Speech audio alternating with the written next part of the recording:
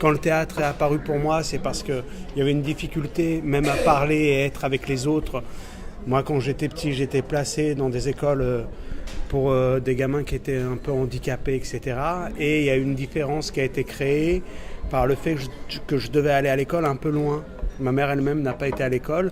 Et du coup, à partir de là, il y a un secret qui s'est créé. Je me suis mis à parler beaucoup avec les arbres, avec le temps. Pour moi, c'était déjà le début du théâtre, en fait. C'est difficile d'en parler vraiment parce que ça me ramène un peu loin. Mais cet endroit du théâtre, c'est quelque chose que j'aime parce que d'un seul coup, c'est la parole qui prend un poids, une dimension. Parce que dans le théâtre, il y a l'écriture, j'écris, mais j'écris de la parole. Et j'écris une parole et j'espère que cette parole passe, est entendue. Comme on est tous passants sur cette terre, il n'y a personne qui est vraiment, qui demeure à éternité, à part peut-être les livres, les textes et les imaginaires qui demeurent à éternité dans le temps. Dans un temps qui serait comme une espèce de bulle, une bulle comme ça suspendue entre tous les temps, où il y aurait les gens qui sont partis, qu'on a aimés, nos grands-parents, et où il y aurait peut-être nos enfants à venir qui nous regardent, et peut-être c'est nos enfants à venir qui nous regardent et qui regardent comment on se comporte les uns avec les autres, si on n'est pas trop bêtes. Mais alors au théâtre, qui est un lieu du présent, ça veut dire que c'est un moment magique, ça va rassembler le futur et le passé? Oui, c'est un moment vraiment magique. C'est un moment d'ailleurs où si tu as vraiment fait attention au passé, tu sens tous les signes avant-coureurs de ce qui va se passer, tous les signes annonciateurs de ce que va être peut-être le futur. Déjà dans un regard, d'ailleurs ça m'a toujours fasciné ça dans les pièces de Shakespeare, on le sent, il y a quelque chose qui inscrit la destinée, qui est prédestinée, et dans le regard d'Ophélie, on sent déjà poindre la folie. On sent déjà que ça va arriver, comment les gens parlent d'elle autour, comment les gens la présentent, comme si qu'on était avertis, qu'il y avait quelque chose qui était des avertisseurs qui nous mettent en alarme, en signal, de se dire que là, quelque chose va se produire qui va bouleverser les destinées. Et dans le théâtre, il y a cette chose-là, d'être comme ça dans un temps qui voit le passé, le futur et l'avenir, mais qui n'est pas un temps qui existe réellement ou qui a existé ou qui est ou qui sera, mais c'est un temps qui n'a jamais eu lieu et qui a lieu pourtant. Mais alors à la fin de ton spectacle, tu apparais dans l'encadrement d'une fenêtre de bunker en ruine et tu es une espèce de Pythie ou de Tirésias, tu annonces l'avenir? Je sais pas trop, en tout cas j'apparais dans une espèce de télé gratos, ça on dit vue à la télé dans ce bunker qui est très beau, c'est à Ouessant. C'est à l'autre bout du monde de la France. C'est un des plus beaux coins de l'espace-temps. Je n'aime pas dire qu'on annonce l'avenir. J'aime mieux dire d'une certaine manière qu'on travaille un art oratoire et que les choses nous arrivent et qu'on ne sait pas très bien ce qu'on dit puisqu'on travaille avec l'autre côté du monde qui est l'inconscient. On ne travaille pas simplement, on travaille avec des sommeils qui se sont renversés, avec ce qu'on ignore de la vie et du monde, et j'essaye pas de faire des explications de ce qui va arriver ou du monde, ou même de faire des explications d'histoire, parce que je crois pas que c'est la place du théâtre, ni le lieu du théâtre. Et le lieu du théâtre est dans le poème, et dans l'inconnu, dans l'humour aussi, et dans le chant, et dans ce qui se donne à voir et à regarder sur les rapports humains, et dans aussi...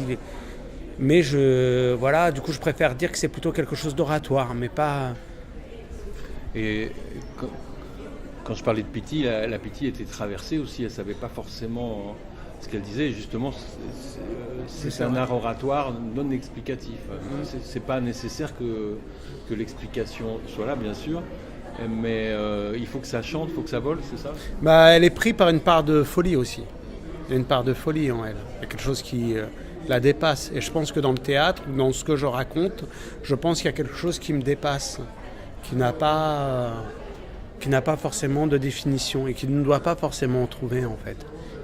On doit garder cette part de mystère et de secret à l'intérieur des œuvres, mais par contre garder une chose qui est de l'ordre de l'émotion et d'être vivant, c'est vraiment de cet ordre-là. Comme le visage de ma maman, au moment où elle apparaît, elle n'a pas la parole, mais elle raconte tellement de choses. Le Lazare que tu présentes sur scène, je ne parle pas du comédien, je parle du personnage. C'est une fiction? C'est un autre Lazare que toi? Alors là, en ce moment, il fait une véritable crise. Il croit vraiment qu'il est moi. Il écrit sur Facebook. D'ailleurs, je lui demande d'arrêter. Il se met au fond de la salle. Il dit voilà, maintenant je dois remplir 750 places, etc. J'ai peur pour mes acteurs. Chantal Rouya, qui vient d'Algérie, a un chat dans la gorge. Donc il se met vraiment à cet endroit-là. Alors je pense qu'il fait un travail. Je te le dis, Julien, hein, si tu fais ton travail d'acteur studio, je comprends ce que tu fais. Mais par contre, arrête de dire aux gens que tu es moi. C'est faux.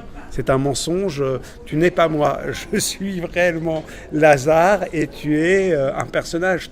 Je trouve que tu es un acteur remarquable et je t'aime vraiment, mais du coup il faut que tu arrêtes de dire aux gens que tu as écrit les 100 pages de poèmes.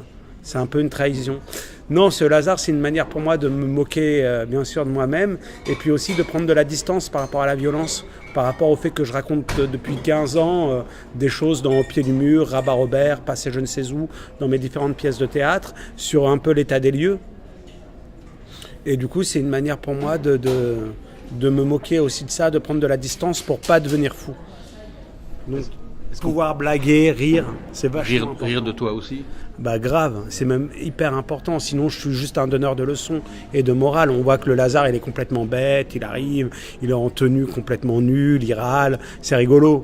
Et c'est important parce que j'allais pas juste arriver en disant bah voilà, ça fait 15 ans que je raconte des trucs, vous m'avez pas écouté, j'ai pas juste arrivé comme ça. Il faut que je puisse en blaguer, que le personnage soit aussi ridicule. Parce que la question c'est comment être dans l'amour, malgré tout, toujours. Comment lutter contre soi, même contre ses colères, pour être réellement essayer d'être réellement ensemble en fait, sans culpabiliser les autres. Et c'est un vrai effort en fait. C'est une vraie chose quoi, c'est pas une blague quoi. C'est une vraie chose, c'est vraiment ma vie. C'est pas, je suis pas en train de, je suis sincère avec ça, je suis honnête avec ça, je triche pas. Donc j'ai besoin qu'en face de moi on triche pas non plus. Et je joue le jeu. Voilà, c'est bête à dire, mais c'est important, je pense, parce qu'on n'a pas grand-chose, en fait, de nos vies. On n'a pas grand-chose de nos vies. Nos vies, elles vont disparaître, on va partir, Du coup, on s'en fout de tout ça, mais c'est inventer quand même un monde et des moments où les gens, ils sont heureux aussi, malgré la complexité du monde et sa diversité. Et c'est une femme voilée et une fille au sein nu. Un vieux mec colonial comme le général Bugeaud et un vieux mec barbu qui veut te faire sa loi en t'expliquant que ceci est mal ou que l'alcool c'est pas bien ou que le whisky t'as pas le droit ou que... Moi je suis d'origine algérienne et quand tu dis whisky par exemple, en Algérie c'est tout de suite pris comme un truc de rébellion. En France on s'en fout, c'est naturel, c'est normal. C'est pas... J'imagine qu'il y a beaucoup de rebelles en Algérie alors. Bah, il y a beaucoup de rebelles et il y a beaucoup de gens qui aiment aussi quoi.